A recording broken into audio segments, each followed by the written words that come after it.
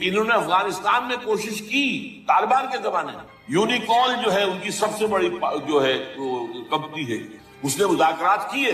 وہ دیکھ کر حیران ہے کہ یہ ان پڑھ، یہ ملے ملاٹے جو ہیں جو بڑے ٹف بارگینر ہیں، اس طریقے سے پاؤں جما کر طالبان نے جو ان کے ساتھ مذاکرات کی اور ان سے اپنی شرطیں پیش کی، وہ گھبرا کر بھاگ گئے. یہ صورتحال بھی تھی افغانستان کو قبل، لیکن یہ ہے کہ اصل کیا تھا، وہ اسلام کی جو ان کا میجر ہے. اسی لیے پورا عالم کفر جمع ہے، امریکہ، یورپ، روس، چین، سب جمع. بھارت تو ہی ہے، یہ سب جمع. اچھا، اس لیے کہ افغانستان کے بارے میں یہودیوں کے علم میں ہے کہ حضور کی حدیث ہے، یخرج من خراسان رایات سود، خراسان کے علاقے سے کالے جھنڈے لے کر فوجیں چلیں گی. لا یردها شیء، کوئی طاقت ان کو رخ نہیں موڑ سکے گی. حتیٰ تم سبب لیا، یہاں تک کہ وہ آ کے بیت المقدس میں جھنڈے گاڑ دیں. دے نو اٹ، یہ جان لیں، یہ لوگ پڑھے لکھے. اسی طرح حضور کے گھر کہ جب یہودیوں کا قتل عام ہو رہا ہوگا، مسلمان قتل کریں گے، تو اگر کسی درخت کے پیچھے یہودی چھپا ہوگا تو درخت پکارے گا، اے مسلمان، ہاں عبداللہ آؤ ادھر، یہ میرے پیچھے یہودی چھپا ہوا قتل کرو. کسی پتھر کے پیچھے چھپے گا تو پتھر بولے گا، سوائے ایک درخت غرقد. غرقد یہودیوں کو وہ پناہ دی، اور آج اسرائیل میں سب سے بڑی پلانٹیشن غرقد ہے. اسی لیے افغانستان، خراسان، یہ افغانستان کا ہارٹ ہے. اور یہ بھی جان لیجیے، ہمارا جو مالاکنڈ سے اوپر کا علاقہ ہے یہ بھی خراسان کا ہے، اولڈ خراسان، جسے گریٹر خراسان کہا جاتا ہے. ایک میں نے ایرانی سے پوچھا تھا اس کے بارے میں، اس نے کہا خراسان ہمارا ایک صوبہ ہے، مجھے معلوم ہے، جس کا دارالخلافہ مشہد ہے اور یہ ان کا مقدس شہر ہے. وہ تو اسے مکے کی طرح سمجھتے. بہرحال میں نے کہا میں پوچھ رہا ہوں پرانا خراسان بزرگ، تو خراسان بزرگ کا انہوں نے بتایا پورا افغانستان اس میں. اور پھر یہ اسٹیٹس جو ہیں سینٹرل اسٹیٹس اور ایران کا ایک حصہ اور پاکستان کا ایک حصہ، یہ جو مالاکنڈ ہے. اور یہ بڑی معنی خیز بات ہے کہ وہی مالاکنڈ سے تحریک چلی جو اصل تحریک ہے طالبان پاکستان، وہ سوات سے تھے. بہرحال اس وجہ سے، اس پہلو سے یہ جو ہے افغانستان پر حملے کا سب سے بڑا سبب وہ تھا کہ طالبان کون ہے، کہاں سے آ گئے ہیں. کوئی 30 سال پہلے تو ان کا کوئی تذکرہ نہیں تھا. ہاں، افغانستان میں طالب علموں کو طالبان کہہ دیا جاتا ہے، اس پہلو سے تو وہ موجود تھے. لیکن طالبان ایک سیاسی یا عسکری قوت کی حیثیت سے کیسے منظر پر آئے، اس کے لیے ذرا سرسری سا آپ کو جائزہ لینا ہوگا. افغانستان کی تاریخ کے پچھلے 30-35 سال، افغانستان میں آپ کو معلوم ہے کئی سو سال سے ایک بادشاہی نظام چل رہا تھا، اور اکثر و بیشتر بڑا اطمینان کے ساتھ چل رہا تھا، امن کے ساتھ چل رہا. اگرچہ افغانستان کے جو دیہی علاقے تھے ان میں رہنے والوں کی جو اکثریت، عظیم اکثریت ہے، وہ بڑی شدید مذہبی انداز کی تھی. نماز، روزہ اور اس پردہ، حجاب، یہ ان کے کلچر میں شامل ہے. یوں سمجھیے کہ یہ مذہب ہونے کا پہلو بعد میں آتا ہے، ان کے کلچر کا جز. لیکن یہ ہے کہ جو بڑے شہر تھے، خاص طور پر کابل، وہ پوری طرح ویسٹرنائز ہو چکا تھا بادشاہ کے نام کے تحت. جب شاہ ظاہر شاہ آئے تھے ایک دفعہ پاکستان، ان کے ساتھ ان کی بیگم بھی تھی بلکہ، اور وہ اسکرٹ پہنے ہوئے، ٹانگیں ان کی ننگی تھی. تو لوگ بڑے حیران ہوئے تھے، افغانستان، افغان بادشاہ کی بیگم جو ہے افغان بلکہ اس لباس میں. لیکن واقعہ یہی ہے کہ کابل جو ہے پورے طور پر ویسٹرنائز تھا. اکثر و بیشتر وہاں پہ جو لوگ نچلے طبقات میں تھے ان کے اندر ظاہر بات ہے کہ مذہب کا وہ جو کلچر ہے ان کا وہ موجود. اس کیفیت میں ایک سڈن چینج آئی جب سردار داؤد خان نے تختہ الٹا ظاہر شاہ کا، اور ان کی لیننگز جو ہیں، رجحان جو ہیں، وہ روس کی طرف زیادہ تھے. لیکن یہ کہ وہ کوئی خالص نظریاتی کمیونسٹ نہیں تھے. اس کے بعد آپ کو یاد ہوگا یقین بعد دیگرے کئی قتل ہوئے. سردار داؤد کو کسی نے قتل کیا، پھر اس کو کسی اور نے قتل کیا، پھر کسی اور نے قتل کیا. اور اس کے بعد آخر میں کیا ہوا کہ روسی فوجیں اور کرمل جو تھا اس کے ساتھ روسی فوجیں آ گئی. تو یہ جو ایک تبدیلی ہوئی ہے، اس کے خلاف جو ہے اسلامی قوتوں کی طرف سے ریزنٹمنٹ آئی. اس لیے کہ اگرچہ ان تبدیلیوں کے دوران کمیونزم جو ہے وہ کم سے کم جو شہری علاقے تھے افغانستان کے، اس میں مضبوط قدم جما چکا تھا. پارٹیاں دو تھیں، پرچم اور خلق، لیکن ان دونوں کے درمیان فرق وہی تھا جو رشین ریولیوشن میں مولشوکس اور بولشوکس کا تھا. پارٹیاں دو لیکن نظریہ ایک. کمیونزم ایک، قیادتیں دو جدا، دو پارٹیاں. اسی طریقے سے ان کی پارٹیاں دو تھیں، آپس میں ان کا جو ہے پاور سٹرگل بھی جاری تھی. لیکن کمیونزم کے اوپر وہ بالکل جو ہے پورے متفق. اب یہاں پاکستان میں اس کا جو رد عمل ہوا اس کو سمجھیں، جو بہت صحیح ہوا. ابھی جب کہ وہ ریزسٹنس شروع ہوئی تھی اور روسی فوجیں نہیں آئی تھی، ابھی گویا کہ ایک لوکل فینومینا تھا. گویا کہ سب کچھ جو ہے وہ افغانستان کے اندر، جس کو میلٹنگ پاٹ کہتے ہیں، اسی کے اندر تھا۔ تو اس وقت بھی ظاہر بات ہے کہ کمیونزم کے خلاف مسلمانوں کے اندر اور مذہبی مزاج کے لوگوں کے اندر ایک رد عمل شروع ہوا، ریزسٹنس شروع ہوا، اور ان میں خاص طور پر کالجوں اور یونیورسٹیوں کے طلبہ کا حصہ بہت زیادہ تھا۔ یہ لوگ جو ہیں یا تو جماعت اسلامی کے زیر اثر تھے، اور یا زیادہ تر جو ہے الاخوان المسلمون کے زیر اثر تھے۔ انہی کے لیڈروں میں حکمت یار تھے، گلمدین حکمت یار، انہی میں احمد شاہ مسعود، اور ان دونوں کی بڑی گہری دوستی تھی، بہت گہرے ایک دوسرے کے ساتھ یہ گویا کہ کامریڈز تھے اور ساتھی تھے۔ پھر استاد ربانی، عبد الرسول سیاف، اس قسم کے لوگ، ان لوگوں نے جو ریزسٹنس موومنٹ شروع کی، تو یہاں بھٹو صاحب نے اس وقت بالکل صحیح قدم اٹھایا۔ ان میں سے بعض لوگوں کو دعوت دی، وہ آئے دارالحکومت میں، بھٹو صاحب کے مہمان رہے، ان کی پیٹھ تھپ کی، ٹھیک ہے کرو کوشش، اور یقیناً کچھ نہ کچھ جو ہے انہیں مدد بھی دی ہوگی، لیکن یہ اس کے بارے میں مجھے معلوم کچھ نہیں ہے۔ اندازہ ہے کہ جب بلایا ہے، پیٹھ تھپکی ہے، اس لیے کہ ظاہر بات ہے ان کو معلوم تھا یہ کہ اگر جو ہے یہاں پر کمیونزم آ گیا، اور خاص طور پر روس اگر قابض ہو گیا، تو پھر اس کا اگلا قدم پاکستان ہے۔ گویا کہ وہ جو صدیوں پرانا خواب ہے روسیوں کا، وہ زار کے زمانے کا خواب ہے کہ سائبیرین ریچ جو ہے وہ بہت ہی چاہتا تھا کہ کسی طریقے سے یہ افغانستان اور پاکستان کو رونتے ہوئے، اور وہ جو ہے بحیرہ عرب، عربین سی اور بحر ہند، انڈین اوشن کے گرم پانیوں تک پہنچ جائے۔ لہذا افغانستان میں قدم جم گئے تو ظاہر بات ہے کہ اس کے بعد اگلا ہدف جو ہے وہ پاکستان ہو۔ تو یہ صورتحال تھی کہ جس میں بھٹو صاحب نے جو قدم اٹھایا وہ بالکل صحیح تھا۔ بعد میں جب روسی فوجیں آ گئیں، اب ایک ریزسٹنس شروع ہوئی زبردست۔ ان میں سب سے پہلی ریزسٹنس جو ہے وہ در حقیقت جو جہاد شروع ہوا ہے، وہ جہاد فی سبیل الحریت تھا۔ اس کی بنیاد مذہبی نہیں تھی بلکہ آزادی، اس لیے کہ افغان قوم جو ہے وہ غلام رہنے کی عادی نہیں، اس کے لیے ذہناً تیار نہیں، جذباتی طور پر تیار نہیں۔ یہ پوری تاریخ کی حقیقت ہے۔ چنانچہ اسی زمانے میں جب روس کے خلاف جنگ جاری تھی اور جہاد ہو رہا تھا افغانستان میں، تو مارگریٹ تھیچر ایک دفعہ آئی تھی پاکستان کے دورے پر، اور وہ طورخم پر جا کر انہوں نے خطاب کیا تھا کچھ لوگوں سے، جس میں بڑے تاریخی جملے مجھے آج تک یاد ہیں۔ We learned our lesson and the Russians will also soon learn their lesson۔ Afghanistan کے بارے میں ہم نے سبق سیکھ لیا تھا، ہم نے بار بار فوج کشی کی اور فتح کیا، لیکن اپنا قبضہ برقرار نہیں رکھ سکتے۔ اسی طریقے سے بالفرض اگر روس نے قبضہ کر بھی لیا تو وہ یہاں رہ نہیں سکے گا۔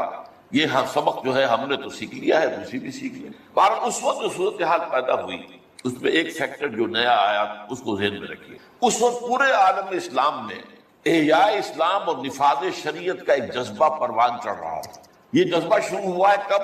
جب کہ کولونیل رول کا بستر طے ہونا شروع ہوا، یہ یورپین جو پاورز تھی انہوں نے اپنا بستر رول کرنا شروع کیا، تو جیسے جیسے مسلمان ممالک آزاد ہوئے، ان کو یاد آیا، جیسے آدمی کو نیند سے اٹھے تو یاد آیا کہ میں نے کوئی خواب دیکھا تھا، یاد آیا کہ ہمارا بھی تو ایک نظام ہوتا تھا نا، یہ انگریزوں کے آنے سے پہلے، یا ولندیزیوں کے آنے سے پہلے، یا فرانسیسیوں کے آنے سے پہلے، یا اطالویوں کے آنے سے پہلے، یا اسپینیئرز کے آنے سے پہلے، یہ آخر ہمارا نظام تھا، تو اب ہم اس نظام کو دوبارہ قائم کریں۔ یہ ایک جذبہ تھا، اگرچہ مبہم تھا، واضح نہیں تھا، اور یہ کہ آج کے دور میں اسلامی نظام کیا ہوگا، کیسے ہوگا، اس کے کوئی واضح تصورات نہیں، لیکن جذبہ موجود ہے۔ اسی کو علامہ اقبال نے جو ہے ابلیس کی زبان سے کہلوایا ہے، وہ ابلیس کی مجلس شورا میں، کہ ہے اگر کوئی خطر مجھ کو تو اس امت سے ہے، نہ مجھے جمہوریت سے کوئی اندیشہ ہے، ہم نے خود شاہی کو پہنایا جمہوری لباس، یہ تو ہم نے خود ہی اس کو لباس اڑا دیا ہے شاہی کو، اور اسے جمہوریت کا رنگ دے دیا ہے۔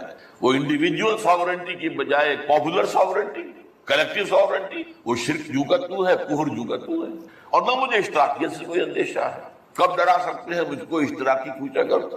ہاں ہے اگر کوئی خطر مجھ کو تو اس امت سے ہے جس کی خاکستر میں ہے اب تک شرار آرزو۔ یہ جو جذبہ تھا اور یہ جو تڑپ تھی، یہ اگرچہ پورے عالم اسلام میں تھی، لیکن کہیں بھی اس کی کوئی کامیابی کی صورت نظر نہیں آ رہی تھی۔ جذبہ اس وقت ایسا ہوا کہ جہاد افغانستان کو ایک تو اس جذبے نے سپورٹ کی، اور یہ جذبہ کھنچ کر آیا کہ شاید ہاں افغانستان کے اندر اب یہ کام ابرر ہو جائے گا۔ اس لیے پوری دنیا سے لوگ آئے، والنٹیئرز آئے، انہوں نے جانیں دی، انہوں نے وہاں پر محنتیں کی، اپنے کوئی انڈونیشیا سے چلا آ رہا ہے، کوئی برما سے چلا آ رہا ہے، کوئی فلسطین سے چلا آ رہا ہے، کوئی فلپائن سے چلا آ رہا ہے، کوئی تھائی لینڈ سے چلا آ رہا ہے، کوئی سعودی عرب سے چلا آ رہا ہے، کوئی مصر سے چلا آ رہا ہے، کوئی لیبیا سے چلا آ رہا ہے، کوئی چیچنیا سے چلا آ رہا ہے، یہ سارے لوگ آئے وہاں، اس لیے کہ جذبہ یہ کہا گیا کہ یہ جہاد فی سبیل اللہ ہے۔ میں واضح کر چکا ہوں کہ میرے نزدیک وہ جہاد فی سبیل اللہ نہیں تھا۔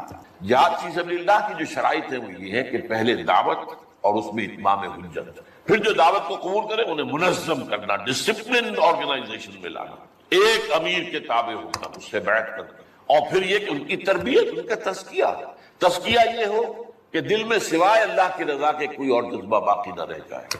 یہ مال و دولت دنیا یہ نہیں، کچھ نہیں، نہ حکومت نہ سیادت، صرف اللہ کا، اللہ کی رضا، اور یہ کہ جذبہ اتنا ابھر آئے کہ تن من دھن حتیٰ کہ جان دینے کے لیے تیار ہو۔ یہ ساری شرائط ہیں جہاد فی سبیل اللہ کی۔ ظاہر بات ہے کہ وہاں پر تو جو ایک دم حملہ ہو گیا اور دوسری فوجی آ گئے تو نہ انتخابوں کا موقع تھا نہ اس کے لیے وقت تھا، وہ لوگ کھڑے ہوئے۔ یہ جہاد فی سبیل حریت تھا، آزادی کا جہاد، اور مسلمان جب آزادی کا جہاد کرتا ہے تو وہ بھی جہاد فی سبیل اللہ ہی کی ایک قسم ہے، جائز جہاد ہے، اس میں جان دینا بھی شہادت ہے۔ اگرچہ وہ جو ایک مثبت جہاد فی سبیل اللہ ہے وہ تو ہمیں سیرت صحابہ اور سیرت النبی صلی اللہ علیہ وسلم نے اس کا پورا نقشہ ملا ہے۔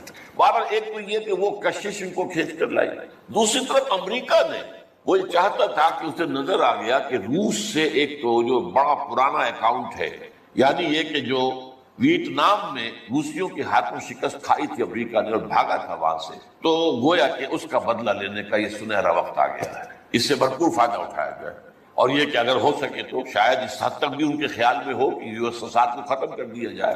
میرے خیال میں ایسا نہیں تھا، وہ یہ نہیں سمجھتے تھے کہ یو ایس ایس آر ختم ہو جائے گا، لیکن یہ کہ بہت کمزور ہو جائے گا اور یہ کہ اس کی بلیڈنگ ہو جائے۔ اس کے لیے اس نے اس جہاد کا غلغلہ دوسروں سے بڑھ کر، مسلمانوں سے بڑھ کر جو ہے دنیا میں بلند کیا، اور ان جہادی لیڈروں کا کردار بنایا پوری دنیا میں، ان کی شخصیت کی امیجز بنائی۔ احمد شاہ مسعود کو دی لائن آف پنشیر پوری دنیا کے اندر اس کے بارے میں جو ہے وہ دھاپ دی، تاکہ یہ لوگ زیادہ سے زیادہ لوگ آ جائیں، والنٹیئر مل جائیں۔ ہمارا آدمی تو کوئی نہیں مرے گا، ہم تو پیسے دیں گے اور ہتھیار دیں گے، مریں گے یہ مسلمان مریں گے، چاہے وہ افغان ہیں چاہے باہر سے آنے والے ہیں۔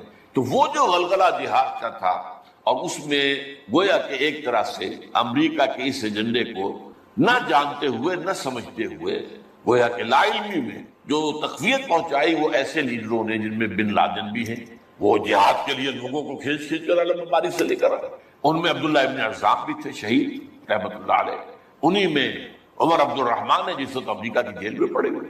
یہ سب لوگ کیا تھے؟ جہاد کے نام پر دنیا سے لوگوں کو لے کر آ رہے ہیں، اور اس میں گویا کہ نہ جانتے ہوئے unknowingly وہ امریکہ کے آلہ کار بن گئے۔ بہرحال اس میں نتیجہ جو نکلا، مجاہدین جب مجاہدین کو فتح ہو گئی، ظاہر بات ہے اس میں دونوں فیکٹرز ان میں رکھیے، صرف مجاہدین کی سرفروشی اور جانفشانی نہیں، امریکہ کے ہتھیار نے یقیناً اس میں ایک بڑا ڈیسائسو رول پلے کیا، خصوصاً تازہ ترین ہتھیار اسٹنگر میزائل جسے دنیا جانتی نہیں تھی وہ دے دیا، اور اصل میں جو روسی فوج جو ہے دل برداشتہ ہو کر بھاگی ہے اس میں اسٹنگر میزائل کا بہت بڑا دخل تھا، کیونکہ ان کا سب سے بڑا ہتھیار تھا جو وہ گن شپ ہیلی کاپٹرز لے کر آتے، اور وہ ظاہر بات ہے جہاں پہاڑوں کے اوپر بھی مورچے لگائے ہوئے تھے وہاں ظاہر بات ہے ٹینک تو نہیں پہنچ سکتے تھے، کوئی اور بمباری کرنا مشکل تھی، تو یہ گن شپ بڑے جہازوں سے بہت نیچے آ کر بمباری بھی ممکن نہیں تھی، تو گن شپ ہیلی کاپٹر سے جو بمباری وہ کرتے تھے، فائرنگ کرتے تھے، وہ ان کا سب سے بڑا ہتھیار تھا،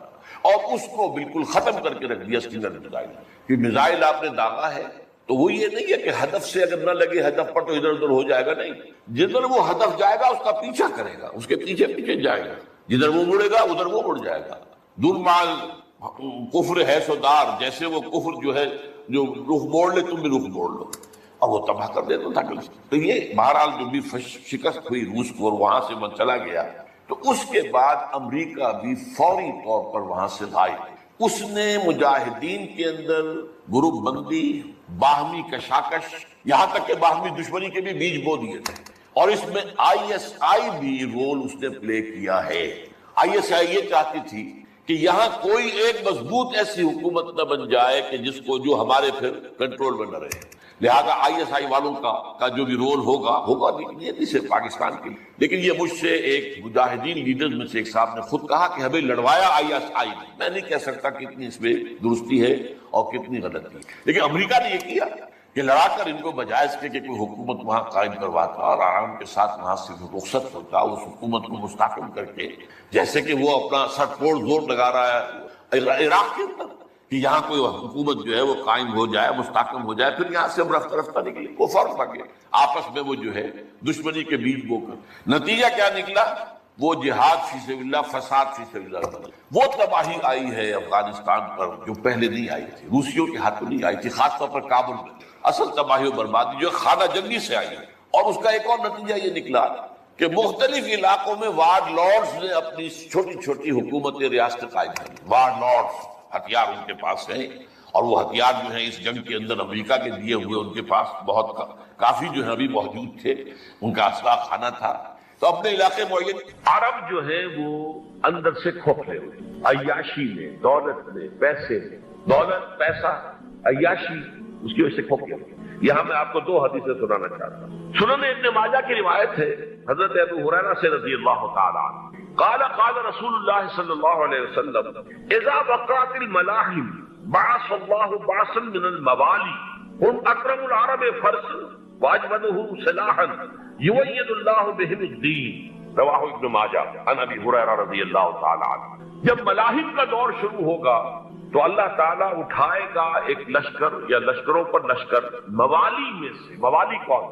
عربوں نے جب فتح کیا تھا اس پورے علاقے کو خلافت راشدہ کے دوران، اور پھر وہ لوگ جو ہے، ایک رائے تو یہ تھی کہ انہیں غلام بنایا جائے ساری آبادیوں کو، لیکن یہ کہ حضرت عمر کا اجتہاد تھا، اس کے مطابق جو غلام نہیں بنایا گیا تو وہ موالی کی حیثیت رکھتے ہیں۔ عربوں میں دم نہیں ہے، موالی میں سے لشکر اٹھیں گے کہ جو در حقیقت حضرت مہدی کی حکومت کو قائم کریں۔ دوسری حدیث سنیے عن عبداللہ بن الحارث رضی اللہ تعالی عنہ، اور یہ ابن ماجہ کی روایت ہے، قال قال رسول اللہ صلی اللہ علیہ وسلم یخرج الناس من المشرق فیوتئون للمہدی یعنی سلطان، لشکر نکلیں گے، لوگ آئیں گے مشرق سے، اور وہ حضرت مہدی کی حکومت کو جمائیں گے اور قائم کریں گے۔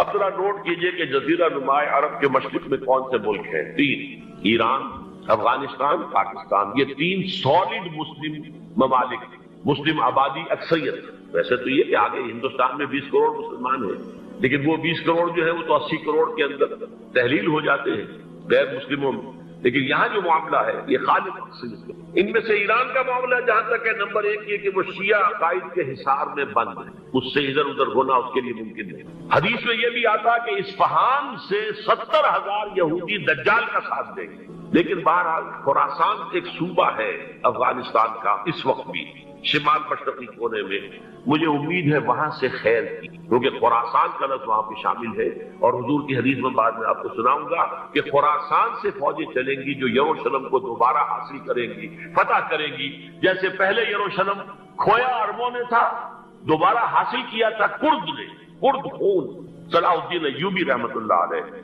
ایسے اب پھر عربوں نے کھویا ہے، لیکن لینے والے خراسان سے لشکر آئیں گے۔ یخرج من خراسان رایات سود لا یردها شیء حتی تنصب بإیلیا، خراسان کے علاقے سے کالے علم لے کر لشکر چلیں گے جن کے رخ کو کوئی موڑ نہیں سکے گا جب تک کہ وہ جا کر یروشلم میں نصب کرے۔ اس کے بعد نام آتا ہے پاکستان کا۔ یہ ہے میری اور آپ کی داستان، اور یہ ہے سبب جس کی وجہ سے کہ میں آپ سے یہ گفتگو کر رہا ہوں۔ اصل میں تو کس لیے؟ محض ایک علمی استفادہ، محض اپنی بات آراء کو ظاہر کرنے کا شوق نہیں، بلکہ یہ کہ اپنی ذمہ داری ہم پہچانے کہ ہم کس مقام پر کھڑے ہیں۔ دیکھیے اس پاکستان کے بارے میں یا ہندوستان کے بارے میں علامہ اقبال نے کہا تھا اپنے ترانہ ملی میں، میرے عرب کو آئی ٹھنڈی ہوا جہاں سے، میرا وطن وہی ہے، میرا وطن وہی ہے۔ اور مجھے بتایا گیا کہ سنن ابی داؤد میں یہ روایت موجود ہے کہ حضور نے فرمایا کہ ہندوستان کی طرف سے مجھے ٹھنڈی ہوا آتی، اگرچہ مجھے وہ حدیث ابھی نہیں ملی، لیکن حزب التحریر کا ایک کارڈ مجھے ملا تھا، تو اس میں اس حدیث کا اور اس میں ابن داؤد ابو داؤد کی روایت کا حوالہ موجود ہے۔ لیکن میں جو چیز آپ کو بتا چکا ہوں وہ یہ کہ الف ثانی کا پورا تجدیدی کارنامہ اس ہندوستان کی سرزمین میں ہوا۔ مجدد الف ثانی شیخ احمد سرندی، شاہ ولی اللہ دہلوی، سید احمد بریلوی، وہ تو ہمارے پاکستان میں آ کر جو ہے ان کا خون جذب ہوا ارض پاکستان میں۔ پھر شیخ الہند مولانا محمود حسن۔ تحریک خلافت چلی تو صرف ہندوستان میں چلی اور کہیں نہیں چلی۔ آزادی کی تحریک چلی پوری دنیا میں، وہ نیشنلزم کی بنیاد پر چلی، ملے نیشنلزم، عرب نیشنلزم، ٹرک نیشنلزم، ہمارے نہ چلی تو اسلام کے نام پر پاکستان کا مطلب کیا؟ لا الہ الا اللہ۔ پھر پاکستان قائم ہوا معجزے کے طور پر، بلکہ نازل ہوا ہے لیلۃ القدر میں، انا انزلناہ فی لیلۃ القدر، جیسے قرآن نازل ہوا لیلۃ القدر میں، یہ پاکستان بھی نازل ہوا لیلۃ القدر۔ اس کا برقرار رہنا ابھی تک معجزہ ہے۔ ہندو یہ سمجھتا تھا، کانگریس سمجھتی تھی کہ جھٹپٹ ختم ہو جائے گا، پھر یہ کہ اس کا قرارداد مقاصد کا پاس ہو جانا، مزید بھی اور اضافی دفعات دستور میں آ جانا، اب کمرشل انٹرسٹ کو ربا قرار دے کر حرام قرار دینا، یہ سارے لینڈ مارکس ہیں کہ جو اشارہ کر رہے ہیں کسی اس کی طرف معاملہ کدھر جا رہا ہے۔ پھر یہ کہ یہ جو 14ویں صدی کے مجدد تھے شیخ الہند، اس کے بعد سے کچھ ایسی شخصیتیں عظیم پیدا ہوئی ہیں ہند میں، جن کو میں سمجھتا ہوں کہ 14ویں صدی کے مجدد اور 15ویں صدی کے مجدد کے درمیان یہ 15ویں صدی کے مجدد کی راہ کو سیدھا کرنے والے، جیسے کہ حضرت یحییٰ نے کہا تھا میں تو آنے والے کا راستہ سیدھا کر رہا ہوں حضرت عیسیٰ کے لیے، ایسے ہی 15ویں صدی کے لیے امام مہدی کے لیے راستہ صاف کرنے والے سب سے پہلے علامہ اقبال، جنہوں نے اسلام کا تصور دین کی حیثیت سے دوبارہ زندہ کیا ہے، ورنہ اسلام ایک مذہب کی شکل اختیار کر چکا تھا۔ پھر مولانا مودودی، مولانا ابوالکلام آزاد حکومت الہیہ کے نعرے کے ساتھ میدان میں آئے۔ یہ اقبال نے جو تصور پیش کیا تھا اس پر عملی جدوجہد کے لیے حزب اللہ قائم ہوئی۔ نوٹ کر لیجیے 11 برس کا فرق ہے عمر کا علامہ اقبال کے اور ابوالکلام کے، اور 1913 میں جب حزب اللہ قائم کی ہے اس وقت علامہ اقبال کی ملی شاعری اپنے عروج کو پہنچ چکی تھی۔ پھر یہ کہ علامہ اقبال کے بعد تعبیر جو ہے اس کام کی وہ ابوالکلام نے کی، لیکن روایتی علماء کی شدید مخالفت کی وجہ سے وہ بدل ہو کر چھوڑ گئے، کانگریس میں شامل ہو گئے، بساط جو ہے حزب اللہ کی انہوں نے لپیٹ دی۔ پھر مولانا مودودی آئے، انہوں نے وہ ڈور جو ہے اس کا سرا تھاما، جماعت اسلامی قائم کی حکومت الہیہ ہی کے قیام کے لیے، اگرچہ میرے نزدیک یہ کہ وہ انتخابی اور ایک قومی سیاست کی ایک جماعت بن کر پاکستان میں جو ہے دلدل میں پھنس گئی ہے۔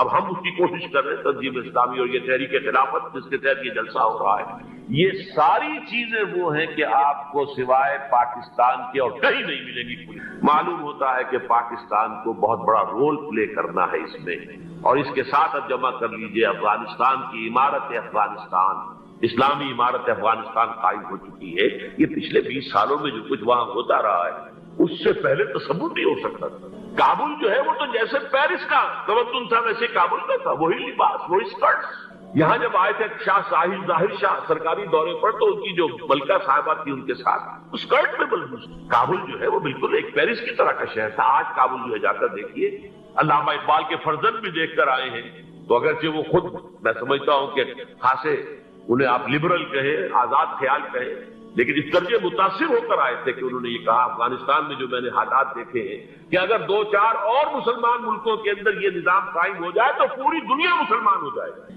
یہ سب کچھ کیسے ہو رہا ہے؟ یہ آنے والے دور کی جھلکیاں ہیں۔ Coming events are casting their shadows before. یہ سب بتا رہے ہیں کہ پاکستان افغانستان کو مل کر اس میں کوئی عظیم رول پلے کرنا، اور اس کے ضمن میں اب میں علامہ اقبال کے بارے میں آخری بات کہہ رہا ہوں۔ علامہ اقبال کے بارے میں عام یہ خیال ہے، انہوں نے اپنے خطبات میں مہدی کا اور نزول مسیح کا، حالانکہ میں کل پڑھ رہا تھا مولانا سعید احمد اکبر آبادی رحمۃ اللہ علیہ کا ایک مقالہ ان کا کہ علامہ اقبال نے ابن خلدون کے بارے میں یہ کہا ہے کہ مہدی کا اور نزول عیسیٰ کا دونوں کا انہوں نے انکار کیا ہے، حالانکہ ابن خلدون نے نزول عیسیٰ کا انکار نہیں کیا، صرف مہدی کا انکار کیا ہے۔ بہرحال علامہ اقبال نے خطبات میں انکار کیا ہے، لیکن یہ کہ اپنی شاعری کے اندر میں چیلنج کرتا ہوں کسی بڑے سے بڑے اقبال شناس کو، ان کا یہ شعر ذرا سنیے: خضر وقت از خلوت دشت حجاز آید برون، کارواں زی وادی دور و دراز آید برون۔ خضر وقت، امام وقت، رہنمائے وقت، قائد وقت، خلوت دشت حجاز، حجاز کی صحرا کی کسی خلوت گزینی سے نکل کر باہر آئیں گے۔ میں حیران ہوتا ہوں علامہ کے اس فکر پر اور اس مصرے پر۔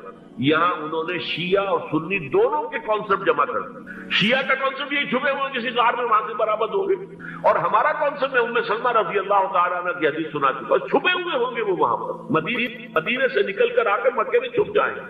اس خانہ جنگی کی حالت میں لوگ ان کی طرف دیکھ رہے ہوں گے، سوچتے ہوں گے انہیں میدان میں آنا چاہیے، تو پارٹ پلے کرنا چاہیے، امت کی رہنمائی کرنی چاہیے۔ لیکن وہ چھپیں گے، وہ کارے ہوں گے، وہ اس ذمہ داری کو قبول نہیں کرنا چاہیں گے، جا کے چھپ جائیں گے مکے میں، وہاں سے مکے والے انہیں نکالیں گے، اور وہ کارے ہوں گے، انہیں بالکل یہ پسند نہیں ہوگا کہ یہ ذمہ داری اٹھائیں۔ تو خضر وقت خلوت دشت حجاز آیت برو، کارواں زی وادی دور و دراز آیت برو، کارواں جو چلے گا ان کی مدد کے لیے اس وادی دور و دراز، اس زی عظیم وادی دور و دراز، یہ وادی سندھ ہے۔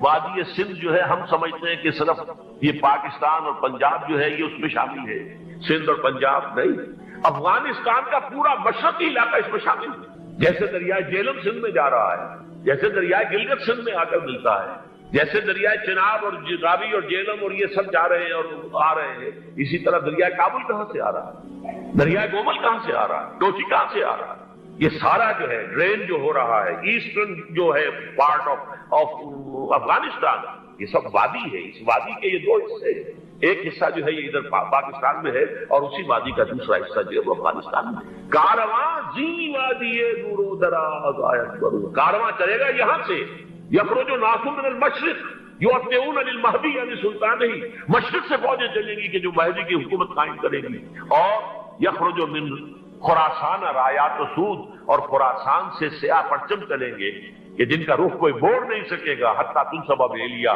یہاں تک کہ وہ جا کر یروشلم سے دفن ہو جائے گا۔ حضرات میں ایک میری گفتگو کا حصہ باقی تھا لیکن میں اسے چھوڑ رہا ہوں، اس لیے کہ گلوبلائزیشن جو اس کی ہوگی، جو خلافت علی منہاج النبوہ کی تجدید کامل حضرت مہدی کے ہاتھوں عرب میں ہوگی، اس سے پہلے اس کے لیے محنت، کوشش، جدوجہد پاکستان اور افغانستان میں ہو چکی ہوگی جو اسے سپورٹ کرے گی اور وہاں جا کر حکومت قائم کرے گی۔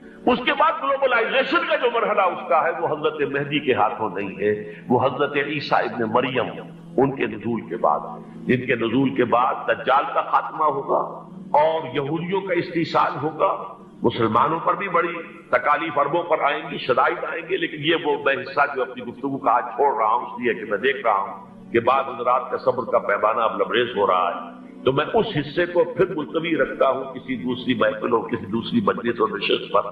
لیکن یہ کہ امام مہدی کی حکومت قائم کرنے کے لیے کون لوگ آئیں گے؟ یا بنی اسرائیل اذکروا نعمتی التی انعمت علیکم وَأَوْفُوا بِعَهْدِي أُوفِ بِعَهْدِكُمْ وَإِيَّايَ فَارْهَبُونِ۔ بنی اسرائیل، چونکہ یہ لفظ پہلی مرتبہ قرآن مجید میں آ رہا ہے تو یہاں تھوڑی سی وضاحت کرنی ہوگی۔